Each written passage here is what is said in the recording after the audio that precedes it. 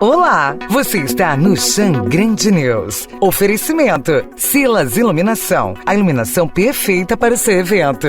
E Educandário Batista, educando para a vida. As chuvas constantes dos últimos dias chegaram em Xangrande, trazendo consigo também o frio, com a temperatura podendo baixar dos 17 graus e a sensação térmica ainda mais abaixo. Neste domingo, dia 1, a temperatura apontava 17 graus às 8 da noite, conforme esse registro postado nas redes sociais.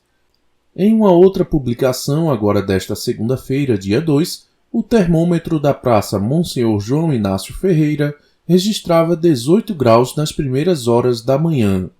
O pastor Joelson Rocha, da Primeira Igreja Batista de Xangrande, que é natural do sertão pernambucano e está na cidade há 6 anos, relata como está sentindo nesse período frio. Geralmente, mesmo em tempos mais quentes, nós já sentimos a diferença do clima mais ameno quando chega a noite. E principalmente nesse clima que nós estamos vivendo nesses últimos dias, né, com certeza faz toda a diferença, né?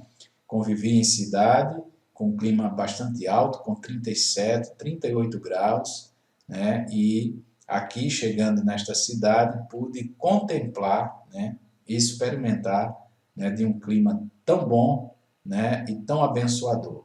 Como diz lá no pórtico da nossa cidade, né, a Cidade Verde com o melhor clima de Pernambuco. Eu concordo e com certeza, né, você também. Com a chegada de agosto, conhecido como o mês dos ventos, a expectativa é de que a temperatura continue em clima de inverno, mas com um aumento nos próximos dias.